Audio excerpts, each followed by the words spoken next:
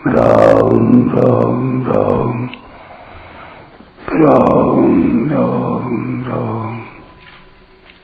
राम राम राम नारायण नारायण।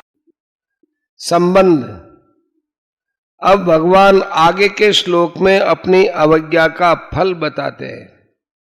मोघशा मोघ कर्माणो मोघ ज्ञान विचेतसा राक्षसीमासुरीं चैव प्रकृतिं मोहिनीं श्रिता। जो आसुरी, राक्षसी और मोहिनी प्रकृति का ही आश्रय लेते हैं,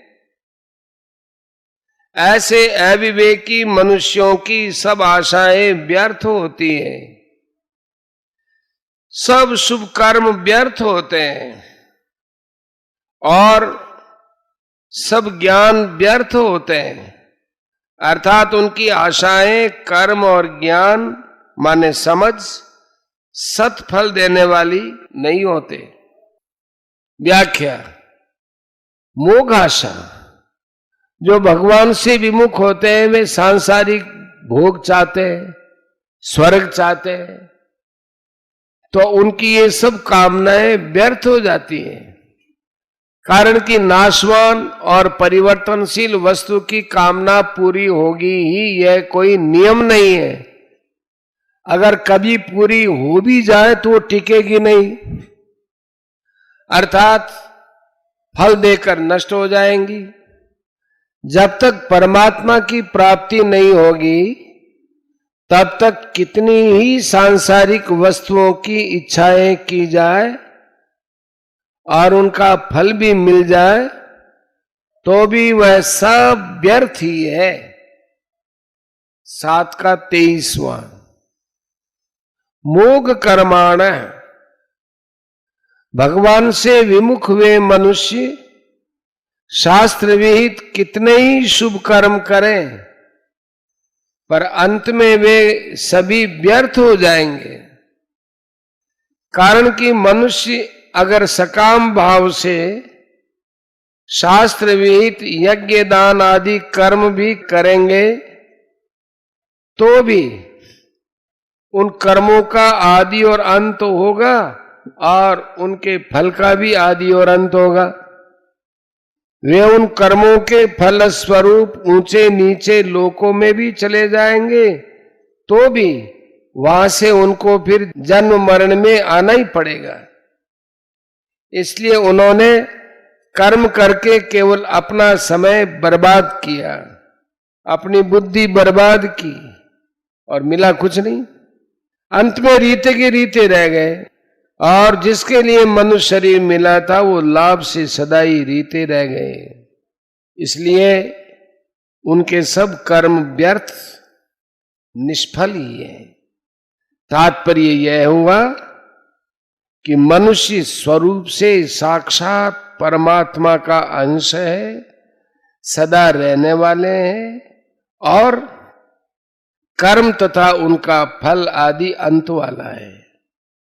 अतः जब तक परमात्मा की प्राप्ति नहीं होगी, तब तक वे सकाम भाव पूर्वक कितने ही कर्म करें और उनका फल भोगें, पर अंत में दुख और अशांति के सिवाय कुछ नहीं मिलेगा।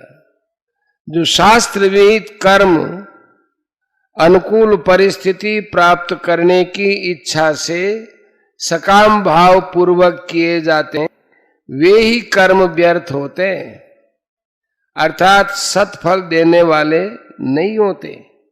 परंतु जो कर्म भगवान के लिए, भगवान की प्रसन्नता के लिए किए जाते हैं और जो कर्म भगवान के अर्पण किए जाते हैं, वे कर्म निष्फल नहीं होते, अर्थात नाशवान फल देने वाले नहीं होते, प्रत्युत सत्फल देने वाले हो जाते हैं। कर्म चैव तदर्थीयम सदित्येवाभिधीयते।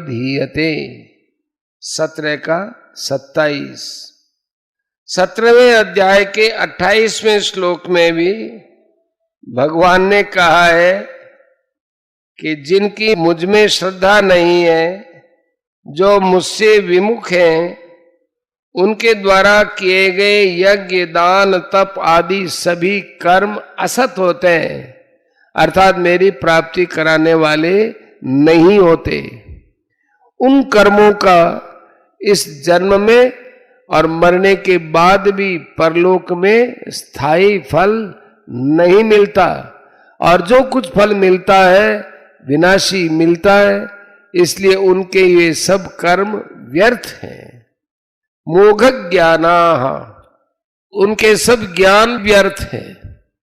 भगवान से विमुख होकर उन्होंने संसार की सब भाषाएं सीख ली, सब लिपियां सीख ली, तरह तरह की कलाएं सीख ली, तरह तरह की विद्याओं का ज्ञान प्राप्त कर लिया, कई तरह के आविष्कार कर लिए, अनंत प्रकार के ज्ञान प्राप्त कर लिए, पर इससे उनका कल्याण नहीं होगा, जन्म मरण नहीं छूटेगा, इसलिए वे सब ज्ञान निष्फल हैं। जैसे हिसाब करते समय एक अंक की भी भूल हो जाए तो हिसाब कभी सही नहीं आता, सब गलत हो जाता है। ऐसे ही जो भगवान से विमुख हो गए हैं, वे कुछ भी ज्ञान संपदा कर लें, सब कुछ गलत होगा और पतन की तरफ ही ले जाएगा। विचेतस है, उनको सार असार, नित्य अनित्य, लाभ हानि, कर्तव्य अकर्तव्य, मुक्ति बंधन आदि बातों का ज्ञान नहीं है। राक्षसी मासुरीं चैव प्रकृति मोहिनीं श्रिताः, जो मनुष्य अपना स्वार्थ सिद्ध करने में, अपनी कामना पूर्ति करने में, अपने प्राण का पोषण करने में ही लगे रहते हैं, दूसरों को कितना दुख हो रहा है, दूसरों का कितना नुकसान हो रहा है, इसकी परवाह नहीं करते, वे आसुरी स्वभाव वाले होते हैं।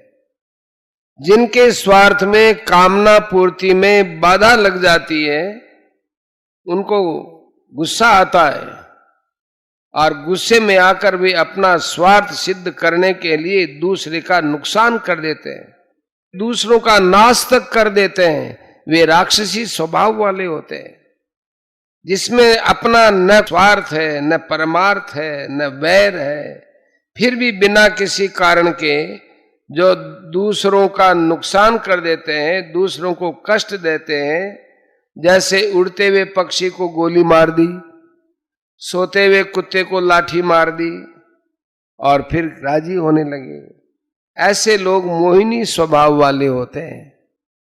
परमात्मा से विमुख होकर केवल अपने प्राणों को रखने की, माने सुख पूर्वक जीने की जो इच्छा होती है, वह आसुरी प्रकृति है। ऊपर जो 3 प्रकार की प्रकृति बताई गई, आसुरी, राक्षसी और मोहिनी, उनके मूल में आसुरी प्रकृति ही है। आसुरी संपत्ति की सबका मूल है। एक आसुरी संपत्ति के आश्रित होने पर राक्षसी और मोहिनी प्रकृति भी स्वाभाविक ही आ जाती है। कारण की उत्पत्ति विनाशील पदार्थों का ध्येय होने से सब अनर्थ परंपरा आ जाती है। उसी आसुरी संपत्ति के 3 भेद यहां बताए गए हैं। कामना की प्रधानता वालों की आसुरी, क्रोध की प्रधानता वालों की राक्षसी और मोह की प्रधानता वालों की मोहिनी प्रकृति होती है। तात्पर्य यह है कि कामना की प्रधानता होने से आसुरी प्रकृति आती है। जहां कामना की प्रधानता होती है, वहां राक्षसी प्रकृति माने क्रोध आता है। कामात क्रोधो भी जायते, और जहां क्रोध आता है वहां मोहिनी प्रकृति माने मोह आ जाता है। क्रोधात भवति सम्मोह है। यह सम्मोह लोभ से भी होता है और मूर्खता से भी होता है। परिशिष्ट भाव इस श्लोक में आसुरी संपत्ति की बात आई है, जिसका फल सहित विस्तार से वर्णन भगवान ने 16वें अध्याय में किया है। आसुरी संपत्ति का फल है 84 लाख योनियों की तथा नरकों की प्राप्ति। गीता 16वें अध्याय का 19वां 20वां श्लोक। आसुरी प्रकृति वाले मनुष्य जो फल चाहते हैं वह उनको नहीं मिलता, मोगाशा, पर अनिष्ट फल दंड तो उनको मिलता ही है। वे पाप तो करते हैं सुख पाने के लिए, पर सुख तो मिलता नहीं, दुख जरूर पाना पड़ता है। वे करते तो हैं भगवान की अवज्ञा, पर परिणाम में अपना ही नुकसान करते हैं। भगवान में क्या फर्क पड़ा।